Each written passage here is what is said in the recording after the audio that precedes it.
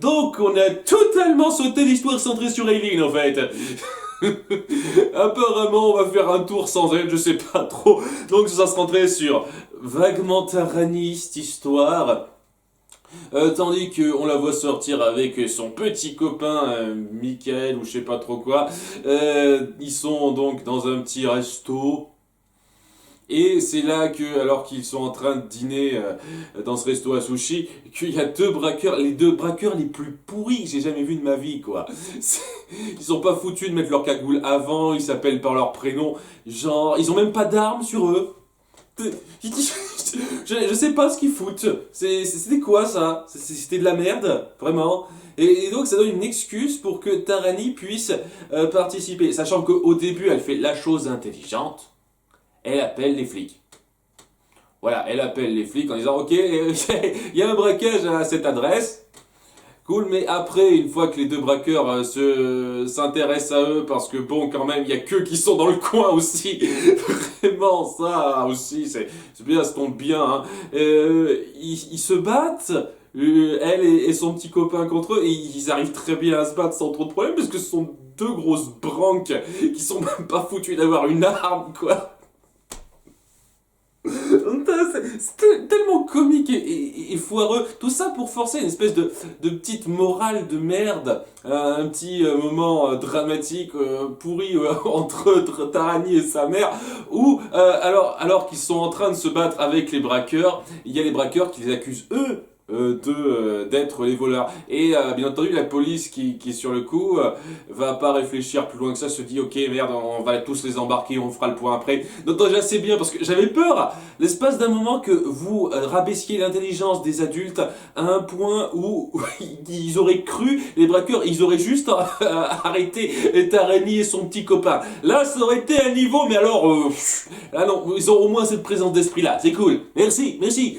Et donc, une fois qu'ils sont arrivés au poste de police, il y a la mère de Tarani qui arrive et qui est outrée par ce qui s'est passé parce qu'elle croit trop que Tarani, sa fille, a fait ça et elle lui avait interdit de sortir avec ce garçon. Et donc une fois que tout s'arrange, puisque oui, on a fini par reconnaître que c'était bien les deux adultes qui ont cambriolé le coin et que les deux enfants n'y sont pour rien, et à sa mère qui s'excuse, mais Tarani qui dit ouais c'était un petit peu trop loin quoi, t'as vraiment cru que j'avais fait ça? Et ouais, et je suis complètement d'accord avec elle, à sa place aussi, je serais super vénère que ma mère croie ça de moi. Donc totalement d'accord avec elle, mais ça a été amené de façon totalement ridicule et forcée ce truc-là. Je veux dire, sérieusement, c'est quoi ces braqueurs de merde? Donc, ça amènera à une espèce de réconciliation à la fin, puisque elle va avoir ça sur la patate pendant le gros de l'épisode. En fait, et à la toute fin, elle comprendra que même si sa mère a des choses à se reprocher, elle a aussi des choses à se reprocher, elle a aussi une petite culpabilité parce que elle a vu son petit copain en cachette sans le dire à sa mère qui était pas du tout pour qu'elle sorte avec lui pour des raisons un peu idiotes. Donc oui, t'avais un peu raison de faire ça à la base. Mais maintenant, vous essayez un petit peu d'égaliser le fait que des fois, les adultes peuvent être aussi responsables que les enfants et que les adultes sont pas forcément tous à blâmer pour certains trucs qui arrivent. C'est déjà bien de tempérer ça et de pas juste dire oh, les adultes sont cons, les jeunes ils sont intelligents en comparaison.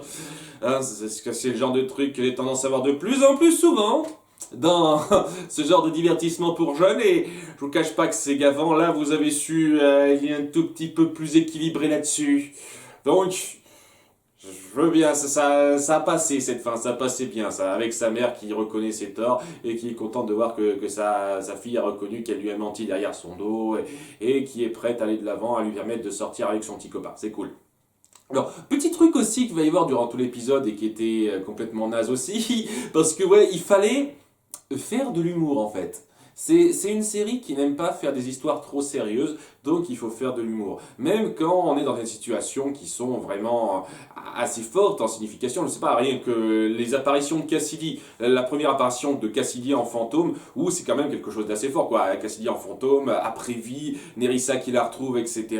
Je vous dis, il y a de quoi faire quelque chose d'assez fort, d'assez pesant en termes de drame, mais non, on a des tonnes de petites remarques légères, de petites piques comme ça, histoire de dire ah, ah, ah, on est une série pour jeunes, on fait de l'humour. C'est le genre de truc qui baisse hein, l'appréciation, c'est clair et net. Hein, ce genre d'humour très malvenu. Et là, c'est pareil, on traite une intrigue qui en soi n'est pas super propice à l'humour léger comme ça, trop redondant, mais il faut qu'on le force un petit peu. Et l'humour léger de cet épisode récurrent, ça va être oh, durant le combat contre la cambrioleuse, Tarani s'est pris des tas de poissons sur elle, quoi, et donc elle pue. Et donc, régulièrement, on va lui rappeler « Oh, tu sens mauvais, Tarani, hein ?» C'est marrant, hein. Ah, donc, bien entendu, hein, ça va inclure Plunk là-dedans. Hein. Oh, elles sont bons, hein, parce que moi, qui suis une mascotte dégueu, j'aime ce qui sent mauvais. Ça vous fait bien rire, les enfants.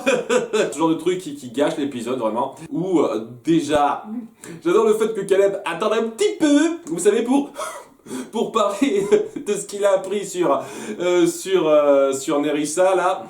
Bon, même si ça... c'est d'un épisode à l'autre, mais ils font comme si c'était genre désolé de pas vous en avoir parlé plus tôt de ce que j'ai appris. Alors que ça, c'est un truc que font tout le monde dans le cœur des gentils. Et ils attendent des plombs pour raconter ce qu'ils savent aux autres. Toi, au moins, t'as attendu qu'un seul épisode, quoi. Caleb, je te jure, hein, t'es le niveau supérieur par rapport aux autres. Vraiment. Alors surtout quand on compare ça à, par exemple, la grand-mère de Eileen, qui décide de leur parler seulement maintenant de la dernière gardienne qu'on n'a pas encore vue, qui s'appelle Kanma. On s'en moque même. Ah oui, Kanma, c'est qui ça? Ah oui, c'est vrai, je vous ai pas encore parlé de mon passé par rapport à ça. Autant le faire maintenant, hein. La grand-mère sénile, hein, jusqu'au bout. Ouais. Et donc, ouais, elle finit par la parler de Kanma qui fut un temps à sauver une espèce de peuple des arbres dans un autre monde. Elles ont le pouvoir d'aller dans un autre monde en plus de Méridiane et compagnie, semble-t-il. Ça c'est nouveau, hein, maintenant on peut faire ça. Ok, d'accord. Et ouais, cet autre monde il est peuplé par des espèces de tréantes ridicules. Alors, j'arrive pas à les prendre au sérieux, quoi. Ils ont tous ces espèces de design un peu loufoque, presque. C'est arbre version cartoonesque, vous voyez. J'arrive pas à prendre une seule seconde au sérieux. Mais ça va être un peuple qu'on va devoir essayer de protéger parce que... Voilà, bon, c'est un peuple pacifique, et à un moment donné, donc, quand elle était jeune, Kanma les a protégés, c'est pour ça qu'elle est devenue un petit peu leur reine, elle a eu droit à leur cœur, à eux. Ils ont tous un espèce de pendentif, le cœur de machin truc, qui représente la force de cet endroit, donc elle a eu le cœur du pays des arbres. Voilà, et donc elle est restée dans le coin en tant que leur dirigeante. Elle avait vraiment rien d'autre à foutre apparemment que de vivre avec des tonnes d'arbres sans être humain avec elle. Une grande asociale semble-t-il. Ça correspond un petit peu à sa personnalité. Et donc ouais, étant donné que Nerissa s'en est pris aux aux deux autres gardiennes dont elle s'est occupée, sachant qu'elles étaient normalement déjà au courant pour Alinor, c'est bon, j'essaie de me souvenir de son nom, c'est plus la vieille blonde, c'est Alinor, j'essaie de garder ça en tête. Il devrait d'abord déjà savoir que Alinor est sous son contrôle, il savait pas pour Cassidy. Voilà ce qu'il aura appris Caleb. Donc ouais, en sachant ça, qu'elle semble vouloir prendre le contrôle des gardiens, elles se disent peut-être que Kalma est la suivante. Donc elles se rendent dans le royaume de Kalma. Seulement voilà, pendant tout ce temps-là, le royaume des arbres a été attaqué par ce qui leur ressemble. Alors au début je me suis dit non, elle a pas les pouvoirs aussi de cheater que de créer des doubles parfaits d'elle. Non, c'est juste que, étant donné que Braise, et je sais plus trop comment s'appelle l'autre type que Nerissa a créé, ont les mêmes pouvoirs de feu et de glace que nos gardiennes, c'est difficile c'est de pas les confondre des fois, hein, surtout si elles ont la même apparence. Donc ouais, au début on peut croire que c'est elle, mais en fait c'est juste une illusion créée par Nerissa pour manipuler Kanma. Au début je pensais que c'était pour la contrôler, pour qu'il y ait une espèce de logique au fait qu'elle contrôle les anciennes gardiennes les unes après les autres, mais ce qu'elle veut en fait c'est son cœur de je sais pas quoi. Voilà, pour avoir plus de pouvoir, pour pouvoir asservir tout le monde et amener la paix selon ses termes. À nouveau, motivation méchante super profonde. Donc, ouais, elle la manipule en faisant en sorte qu'Alinor vienne lui parler pour la prévenir que la grand-mère de Eileen a été corrompue par le cœur de Kandrakar et qu'elle a créé une nouvelle armée de gardiennes méchantes pour la mettre contre elle. Donc il va y avoir tout un passage où nos gardiennes seront donc à cet endroit précis et seront un peu surprises par le mauvais accueil qu'elles reçoivent et elles décideront, tiens, si on se séparait. Elles comprennent assez vite qu'il y a des fausses personnes qui se font passer pour elles, qui sont en fait Nerissa et sa troupe, et elles se disent, tiens, plutôt que d'être unies et aller voir directement Calmer, parce que je sais pas pourquoi la grand-mère de Ellie ne saurait pas où elle se trouve, je vois pas, donc n'importe quoi, elles se disent, tiens, on va se séparer en plusieurs groupes. Oh, mais c'est bien, hein, c'est intelligent, c'est intelligent. Et donc, elle tombe petit groupe par petit groupe sur Kanma qui, grâce à son cœur de je sais pas quoi, arrive à se montrer plus forte qu'elle. C'est normal, étant donné qu'elles se séparent et qu'elles profitent pas du fait qu'elles sont censées avoir plus de pouvoir unis. Hein. À nouveau, hein, s'en foutent royalement de ça. Donc, elles se font avoir assez facilement, sachant qu'il y a que Will qui essaye l'approche pacifique. Les autres se disent, merde, on va l'attaquer direct. Donc elles se font capturer dans des espèces de cubes, les unes après les autres, et la dernière qui reste en lice, c'est donc Tarani, puisque c'est son épisode central quand même, faut pas l'oublier. Et il y a aussi Plunk qui est là, qui aide à rien en fait. Il sert à que dalle ce type, mais bon, il est là, voilà. C'est pour faire la blague autour du fait que Tarani pue et qu'il aime ça. Elle finit par se retrouver contre son équivalent feu, Braise, elle s'appelle. J'arrive à me souvenir de son nom assez facilement, parce que c'est un nom très simple à retenir quand même. Et alors elle se dit, ouais, mon feu va pas l'alimenter comme ça, non c'est vrai, hein, faut peut-être pas faire, faire comme ça. Et elle se dit, tiens, attaque et absorbe feu. Je peux faire ça, je peux absorber le feu. Ouais, pouvoir de gardienne. Pouh. Merde, voilà, merde, hein, une fois de plus. Et donc grâce à ça, Braise est complètement privé de ses pouvoirs. Et vous savez, si elle a ce genre de pouvoir-là, devrait pas y avoir trop de problèmes par la suite dans les futurs combats contre Braise, hein. Non, je veux dire vraiment, si elle est dans le coin et que Braise est dans le coin, elle a qu'à utiliser son pouvoir et Braise est mis hors jeu, mais sans problème, hein. Sans problème. Et ça devrait être pareil pour le type glace, hein. Elle devrait pouvoir faire pareil, Irma, puisqu'elle a le pouvoir de l'eau, elle devrait pouvoir absorber la glace. Donc voilà, 2 problèmes en moins, hein. Méchant de merde, hein, à combattre pour elle. Je sais pas, c'est tellement facile cette connerie. Et puis ça amène pas grand chose à part ici une pseudo-dualité qui a duré 30 secondes entre ces deux-là. Sachant que bon, l'espèce de sentiment qu'elle éprouve, étant donné qu'elle a subi une petite injustice, c'est la colère. Donc ça alimente corps, hein, qui donc se nourrit de la colère. Alors, ok, la différence entre la colère et la haine, c'est vraiment... C'est très subtil, dirait-on, entre guillemets. C'est que la haine, c'est plutôt en opposition avec l'amour. Et que la colère, c'est plutôt en opposition avec le calme. Voilà, donc, on peut être calme et avoir de la haine, et être en colère sans éprouver de haine. Techniquement, par rapport à ça, je veux dire, ok, ça a un peu de sens. Un peu de sens. Voilà, donc j'ai fini par voir cette petite différence là. Quoi qu'il en soit, elle est en colère pendant 20 secondes, elle se dit ok, faut que j'arrête ça parce que ça l'alimente, maintenant je suis calme. Et ouais, 20 secondes. Conflit. Et elle finit par se ranger du côté de Kanma qui a fini par avoir le poteau rose parce que vraiment notre grande méchante elle se démerde un peu comme une conne. Je veux dire au début ça va, sa manipulation a l'air pas trop mal, mais après elle se décide à toutes les attaquer malgré le fait qu'elle avait emprisonné les autres. Et donc ouais c'est juste du passage en force qu'elles font. Mais étant donné qu'elles l'attaquent avec leur fausse forme de gardienne, elle devrait se rendre compte tout de suite qu'il y a anguille sous roche. Mais bon, déjà, elle est un petit peu conne, elle finit par s'en rendre compte un peu tard, mais surtout, ouais, elle n'avait pas fini de capturer tout le monde, et elle voit le poteau rose assez facilement.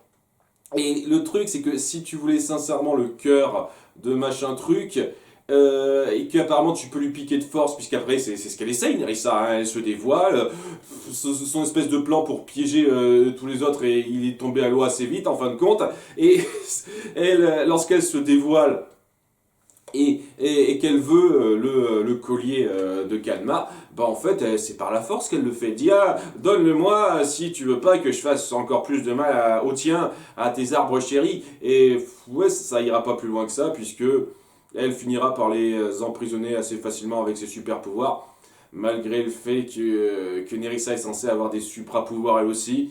Mais on la voit quasiment jamais les utiliser en fait. Sauf pour créer ses sbires ou des trucs comme ça. Mais dans le combat directement, on les voit quasiment jamais les utiliser, ces super pouvoirs ultra puissants que Elion pouvait avoir et qui arrangeait grandement les affaires quand elle les utilisait. Les 2 fois que ça s'est produit. Ouais, 2 fois. Hein. Non, non, non, on les utilise pas parce que sinon ce serait trop simple pour le scénario. Et donc elle dit, oh, je me barre, tant pis. Voilà, après avoir encore fait du mal à un de ses arbres, et ouais, elle abandonne ses plans, et j'imagine que... J'en sais rien, est-ce qu'elle reviendra ou pas? Ça sent le personnage d'un épisode Kanma, c'est-à-dire, elle va pas aller plus loin que ça.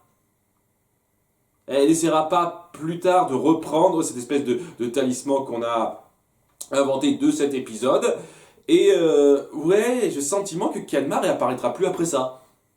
Donc, en fait, je comprends pas pourquoi elle a manipulé Cassidy pour qu'elle soit sous sa coupe, techniquement. Ça lui apporte quoi, en fait?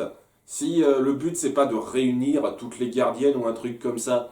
Après, à nouveau, je sais pas, peut-être qu'elle va réapparaître, Kana, et peut-être que Nerissa finira par la contrôler, j'en sais trop rien, mais ouais, si ça va pas plus loin que ça, comme ça donne l'impression que c'est le cas, ça rend une fois de plus un espèce de contrôle mental de Cassidy bizarrement superflu sur le coup. Hein. Elle veut peut-être qu'on aura une explication, mais sur le coup, voilà. Bref, c'est pas tout à fait terminé parce qu'il y a tout un délire comme quoi, lorsque les arbres sont trop menacés, pour se protéger, leur dernier recours, c'est de se transformer en une espèce de cocon et qui les protège de tout, seulement on n'est pas sûr de pouvoir se rayer de ce cocon. Donc ce qu'elles font les filles, c'est faire en sorte qu'ils se sentent bien en amenant une braise printanière, de l'eau de pluie et la terre qui les conforte, etc. Donc grâce à ça, ils peuvent sortir et tout va bien. Voilà, c'était la conclusion par rapport à ça. Oui, ce peuple arbre était chiant et sans intérêt, hein, vraiment. Des Trent pour gamins, en fait, j'ai pas grand chose à en dire. Mais voilà, nos héroïnes ont terminé leur devoir, elles rentrent chez elles, et voilà. Ok. Ça faisait vraiment, en tout cas sur le coup, histoire de passage, Filer, malgré le fait qu'on mentionne que Nerissa veuille s'en prendre aux gardiennes, sur le coup, ça fait Filer pour moi. Il y a une histoire qui sert à rien techniquement, mais elle est là. Ok. Mais à nouveau, j'en sais rien. Peut-être que ça sera remis sur le tapis plus tard, mais... Ouais, c'est peut-être parce que ce peuple m'a fait absolument aucun effet. Ce peuple, ce monde, végétation, on est des arbres vivants, tout ça. J'ai trouvé ça pas particulièrement intéressant, quoi. Donc, après, c'était tout à fait correct, hein, ça allait. Il n'y avait rien d'affreux là-dedans non plus. Mais il n'y avait rien de sensationnel non plus. C'était. Ça allait. Voilà, correct. À bientôt pour l'épisode 17. Bye!